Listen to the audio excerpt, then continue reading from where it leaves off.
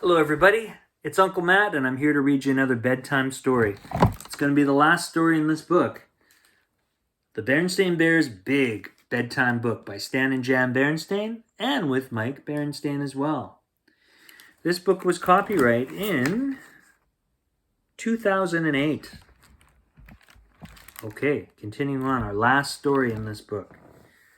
You know what my own favorite bedtime story is? Asked Mrs. Grizzle one evening when she was babysitting. No, what? Asked brother and sister snuggling down in their beds. Little Red Grizzly Hood, said Mrs. Grizzle. Is that different from Little Red Riding Hood? Asked sister. Do you want to find out? Asked Mrs. Grizzle. Brother and sister nodded. Okay.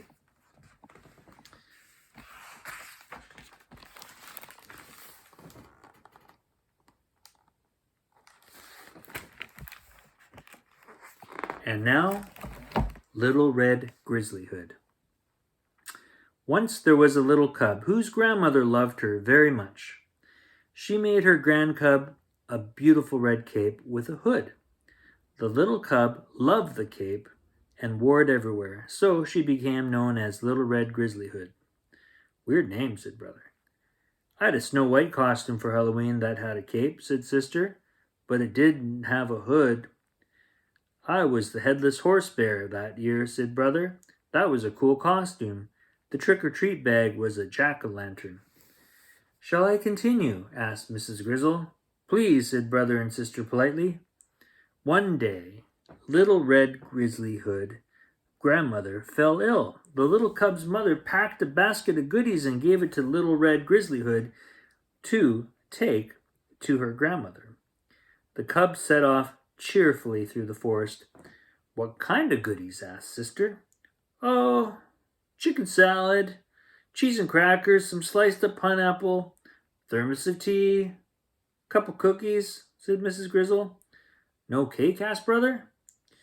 Well, after all, said Mrs. Grizzle, the old lady was sick. Oh yeah, said brother. Now, Little Red Grizzly Hood had not gone far into the forest when she met a wolf.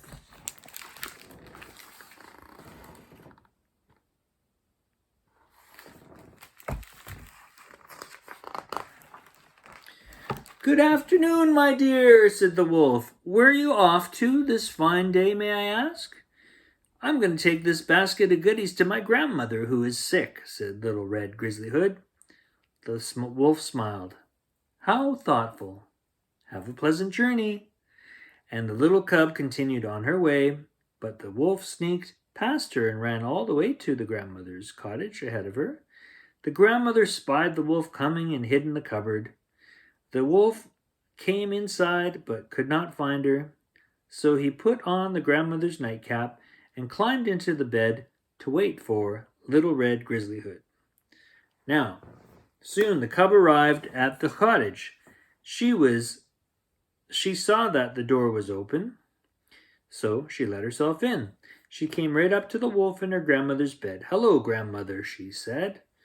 Hello, my dear, said the wolf in a high, creaky voice.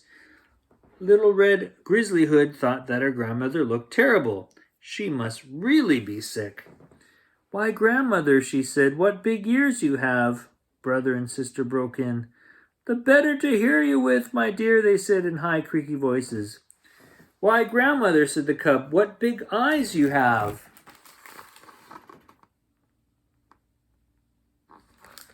Huh. The better to see you with, my dear, creaked brother and sister. And grandmother, said the cub, what big teeth you have. The better to eat you with, roared brother and sister. The wolf leaped from the bed and tried to catch the Little Red Grizzly Hood, but the cub ran outside shouting for help. A woodcutter happened to be passing and heard her cries. He ran into the cottage and, waving his axe, chased the wolf back into the forest. Little Red Grizzly Hood heard a knocking from the cupboard. She opened it and let her grandmother out of her hiding place. Then she and her grandmother and the woodcutter sat down to eat the basket of goodies. They made her grandmother feel much better.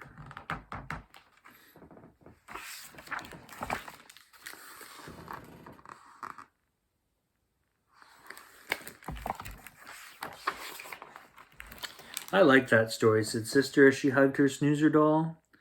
Me too, said Brother, taking his stuffed dog Poochie out from under his pillow where he hid him. Why is it your favorite, Mrs. Grizzle? Because, she said, kissing them good night and turning out the light, my babysitter used to tell it to me when I was a girl.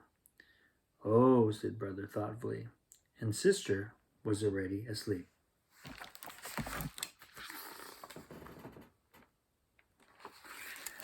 That concludes our book, the Berenstain Bears Big Bedtime Book. I hope you got to enjoy all 6 of those stories. They're a little bit, twisted from the typical normal kind of nursery rhymes, but funny nonetheless. I hope you enjoyed tonight's story. It's Uncle Matt, and I'll see you next time. Goodbye.